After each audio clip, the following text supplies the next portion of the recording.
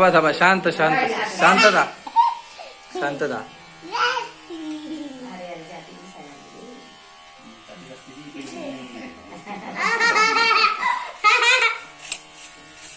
दादा लावलं का?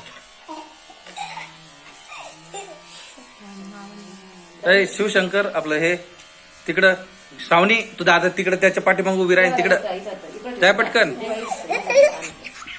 आवाज त्याच्या पाठीमाग उभी राही ना, जाय पाठीमाग, बाबाच्या पाठीमाग उभी राह.